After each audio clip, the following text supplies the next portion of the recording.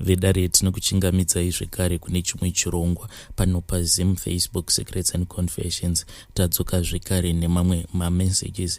Rekezai tibva tapinda mumamessages edu atadzoka takakubatirai. Message edu yekutanga yakamira sekudai so: hanzi makadii zvenyu mukomanashi, ndinokumbirawo kuti munge muchindiposterawo nyaya yangu. Inini ndiri murume ane makore 45 ekuberekwa. Nyaya yangu yakamira sekudai so: mukoma, pane imwe nguva yandakambozotanga kunyepera vanhu kuti ndainge ndiri student wepa University of Zimbabwe. Kubva ipapo ndo pandakabva ndazonyepera zvekare vanhu kuti ndainge ndagraduata, ndikabva ndazotanga kuudza vanhu kuti ndainge ndiri CIO, but kuti ndinge ndichizosvika pakuzonyepera vanhu zvakaitika mukomanashi ndezvekudai so: ndakati ndichitofamba zvangu ndainge ndichitobva kutonoona umwe mufesi wangu, ndo pandakabva ndazosangana nevamwe vasikana avo vainge vachifamba vachiparidzira vanhu vaya veJehovah's Witness. Saka ndakabva ndazogamuchira tumabhuku tuya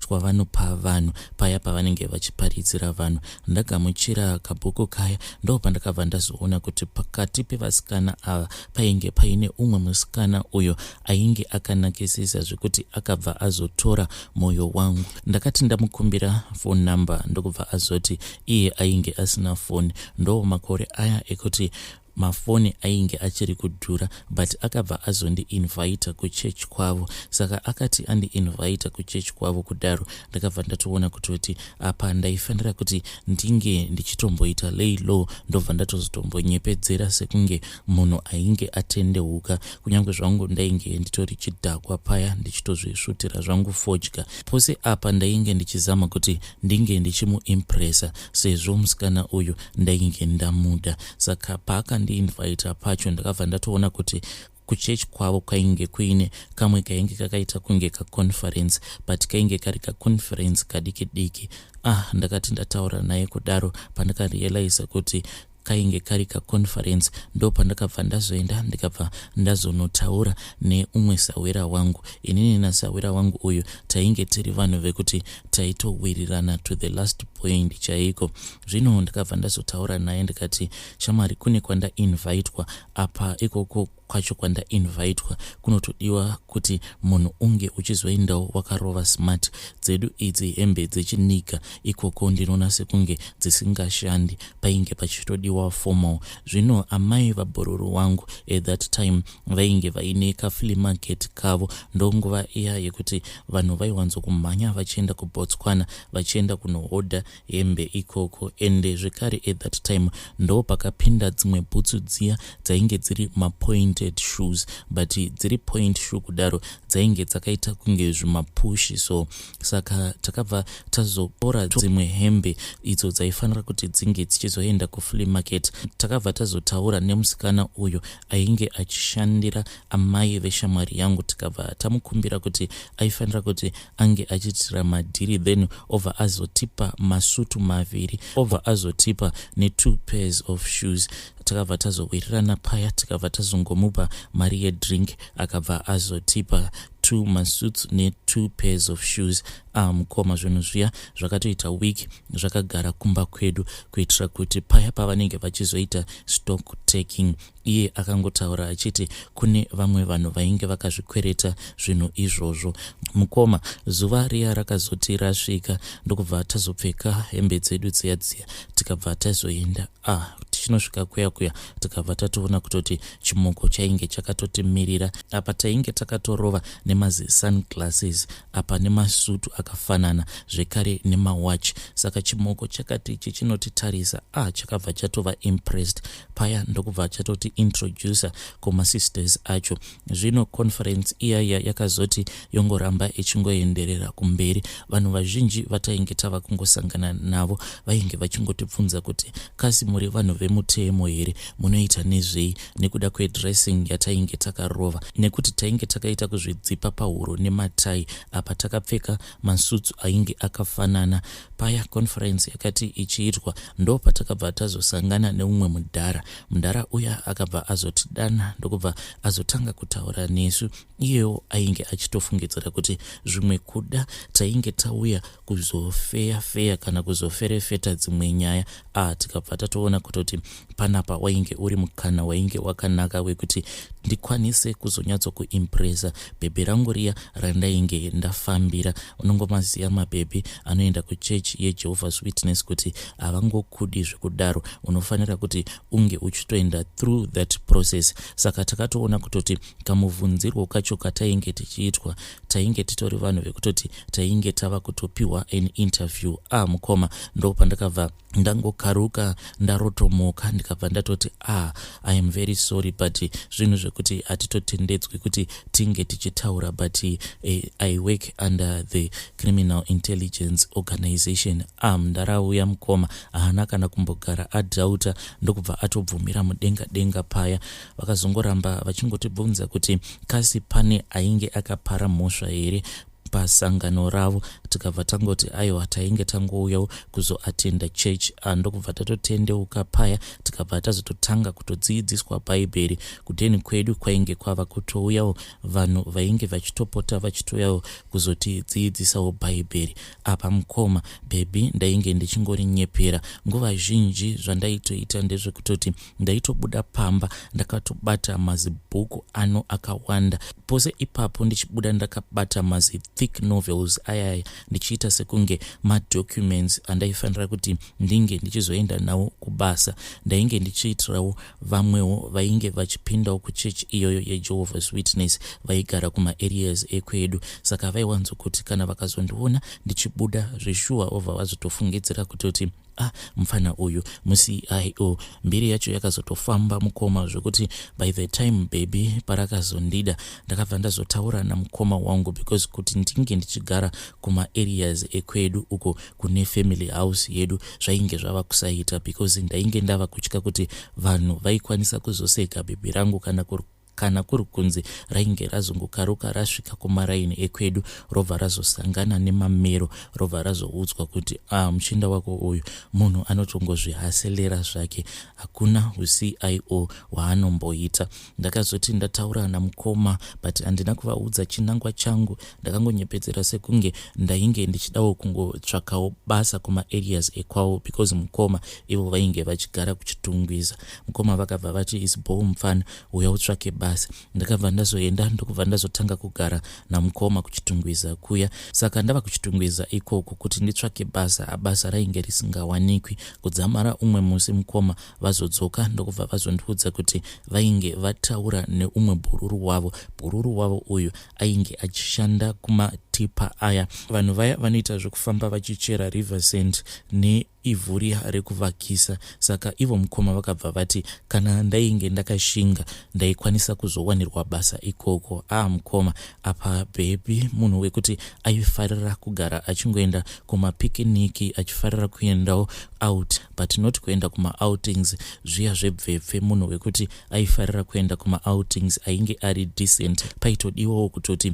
semunhuwo waCIO ndinge ndinewo homwe yakasimba. Saka ndakaona kuti kana ndikasazoshanda ndaikwanisa kuzotogumisidzira ndava mbavha because ndainge ndatova nekamweya kaya kekuti pose pandinenge ndichifamba ndinenge ndichingocheuka ndichiona kuti hapana here pandingawana gap rekuita mari because ndainge ndava kungogara ndichingodzinganisana the next date iro rataifanira kuti tinge tichizoenda kuma-picnics ikoko semunhu wekuti ndainge ndazviratidza kuti ndine twumari twangu. So mukoma ndakabva ndazobvuma. Then mukoma wangu vakabva vazoenda ndokubva vazonotaura nemunhu uyo ainge achishandawo kumajecha ikoko ndokuzototanga kuzoshanda kumajecha kuya. Ini mupfungwa dzangu ndakazviudza kuti sezvo ndainge ndiri kuchitungwiza apa bhebhi rainge richigarawo kuma-suburbs, so I never thought kuti one day tinozokwanisa kuzoita dhuma nekufamba kwenguva mukoma. Pane pamwe patakazoudzwa nemurungu wedu kuti taifanira kuti tinge tichienda kunochera ivhu pane kumwe kwainge kuchivakwa kuchitungwiza ikoko. Saka painge pachidiwa 8 matipa eriversend. Mukoma takabva tamukira makuseni taiwanzokumukira zvekuma4 tobva taenda tobva tatanga kunochera riversend redu. Takati tachera mukoma tachera, but pane kamwe kafeeling kandainge ndichingonzwa, so takati tava kuda kuenda kunodhilivha mukoma. Takati tichinosvika pamba paya wanikwe kuti musikana uyo wandainge ndichidanana naye iye ainge aripo, but lucky enough ndakamuona ainge achitsvaira mumba. Vainge vakatovhura macurtains because takazonosvika pamba paya kuti titange kudhilivha riversend riya zvainge zviri zvekuma 8 am ikoko. Saka vanhu vepamba ipapo vainge vari busy zvavo vachingomhanya vachiita tumabasa twavo twepamba. Saka tipa riya rakati richirivhesa kuti ringe richipinda muyard, isuwo tainge takatongomirawo sevanhu vainge vaneta nekuchera. Apa matipa acho atainge tichishandisa ainge asingakwanise kuzvitipa oga, saka taizotokwira pamusoro pejecha riya tobva tazototanga kuburutsa ivhu riya tichishandisa mashavels edu. Saka takati takamirira driver kuti ange achirivhesa kuti akwanise kupinda muyard. Ndo pandakabva ndaona kuti mudining chimoko changu chainge chirimo chitori busy chichishifta masofa chichitsvaira. Mukoma ndakabva ndangoti rutsoka ndibereke. Vanhu vandaishanda navo havana kana kumbokwanisa kuunderstanda kuti ko ndainge ndichitizei. Ndakazoti ndadzokera kumba, mukoma pavakazondibvunza kuti wai ndainge ndaramwa basa, mukoma ndo pandakabva ndazovaudza kuti ndainge ndadhumana nechimoko changu. Apa chimoko changu ichi ndainge ndakachinyepera kuti inini ndaishanda ndiri muCIO. Zvino kuti chizondiona ndichishanda kumajecha zvainge zvisingazosangani. Ndakati ndiripo ndikamboti dhuu kufunga ndikati ko kana kuri kunzi ndikamuudza kuti pane mamwe ma-investigations andainge ndichiita. Ndega ndakaona kuti tsoro dzacho dzaisazobatana. Mukoma kubva ipapo chimoko ichi ndakazongochi-ignore because ndega ndakaona kuti inini naye tainge tiri vanhu vekuti maklasi edu ainge akasiyana, because chimoko ichi padheni pavo vainge vari vanhu vekuti vaiva nemari ende ivo vaitofungidzira kuti mukwasha wavo wavainge vawana munhu ainge aine twunhu twake. Apa ndainge nditoriwo street hustler zvake. Vedare, zvakangoma hazvo veduwe, ndo message iyo yandakatumidzirwa ichibva kuna mukoma vedu. Zvakangoma hazvo veduwe, anzi ndakanyepera bhebhi rangu kuti ndiri muCIO, asi takabva tazodhumana kune imwe nzvimbo. Apa ndainge ndava kushanda kumajecha. Zvakangoma hazvo veduwe. Wakambonyeperwawo here murudo, kana kuti wakambonyepawo here uchatanga kupindawo murudo? Kana wakambonyepawo, please uyai kuinbox kwangu then mobva mazotiudza nyaya dzenyu. Regedzai tibva taenda panyedu inotevera. Nyedu inotevera yakamira sekudai so. Hanzi makadi zvenyu mukoma Nash, ndinokumbirawo kuti munge muchindiposterawo nyaya yangu makavikawo chitupa changu. Inini ndiri kuraramawo ndiri kunyika yeUnited Kingdom, ndo kwandiri kurarama ndiri. Ndinewo nyaya yangu iyo yandiri kudawo kuti munge muchizondiposterawo. Please hide my identity and do not share my phone numbers. Nyaya yangu mukoma yakamira sekudai so. Pakazoshaika amainini vedu, amainini ava vainge vari munin'ina waamai vedu. Takabva tazodzokerawo kuZimbabwe. So mukoma takati tadzokera kuZimbabwe ikoko takatanga tasvika kumba. Then by the time that we arrived in Zim, mutumbi waamainini vedu wainge watotakurwa uchibva kuHarare uchiendeswa kumusha kwa mama. Saka takabva tazongoita run around, then we had to get a car. Takazoti tava kufamba tichienda kumusha, ndo patakabva tazosangana nemamwe mashura atisingakwanise kutonzwisisa kuti what exactly was happening at that time, because as we were traveling mukoma, we reached a point whereby isusu nekunetawo tainge tarara. Only the driver was the one ainge ari awake concentrating on the road. Tichifamba kudaro akabva azongokaruka aridza mhere. mukoma takabva tamuka tose paya. Then we instructed him to park the car. Paakapaka motikari akangoramba achingochema ndokubva ati ainge aona zizi, but zizi iri zvarakaita ndezvekuti rakabhururuka at first ndokubva racrossa road. The second time around iye ainge atongofunga kuti it was just a natural bed, but zizi riya rakabva razobhururuka zvekare kechitu crossing the road again. Saka paakazoridza mhere akabva aona zizi riya rainge richibhururuka richibva in the opposite direction ndokubva rauya rikabva razomhara pawindscreen. Ndo paya patakazopepuka iye achiridza mhere. Mukoma, we just thought kuti zvimwe kuda ainge angoriwo mazizi aMwari. Saka my brother iye ndo paakabva azoti maybe you are too much fatigued, mira ndidrive inini. Ndo paakabva azotanga kudriver my brother, but the same thing happened mukoma. Takazoti tava kuda kunosvika kumusha kwa mama ndo kuti vangu zvekare pavakazongotsika mabreak. It was an emergency stop. Ndokubva vataura ivo vachiti vakaona zizi iri rainge richibhururuka richibva in the opposite direction ndokubva rauya richida kumhara pawindscreen. Saka pavakazama kunzvenga vakabva vaona kuti pakati peroad painge pava nemuti, ende muti iwoyo wainge uine mashizha ainge akaita green. Pavakaramba vakatarisisa mashizha aya vakabva vazoona kuti mashizha aya ainge asiri mashizha asi ainge ari mazizi aya akabva abhururuka achiita noise and they were flying in different directions. Lucky enough mukoma vakabva vazoavoid having a collision with that tree ndokubva vazoita that emergency brake. Pavakaita emergency brake mukoma takazoti tichibuda motikari ndokubva taona kuti the left side front tire it had a puncture and tainge tatova kunze kweroad.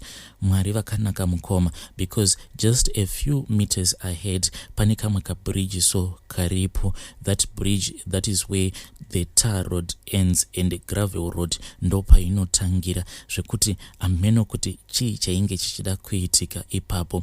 So we had to sleep in the car for the rest of the night. Takazotosvika mangwana acho, it was somewhere kuma 11 a.m. patakazosvika kumusha kwana mama already vanhu takazotosvika vatova kumakuva. Mutumbi waamainini wainge wava kutoda kutodzikiswa. Chiitiko chakaitika mukoma ichi zvino zvekuti even now inini nevana vaamai vangu pose patinogara tichitaura nezvayo nyaya iyi hatina kana answer as to what was going on at that moment patakasangana nemashura iwawo. Hey vedare, ndo message iyo yandakatumidzirwa ichibva kuna vanzvadzi vedu. Hey, zvimwe kuda ndo zvinoitika izvi paya patinozongonzwa zvichinzi akangoti achingodrive ndokubva atonorovera pamuti, munhu ndokubva atoshayika. Izvo kuda maybe anenge aona zvinhu zvakaita seizvozvizvi zvakaonekwa nethis family kuti motikari inenge ichingoatakwa nemazizi.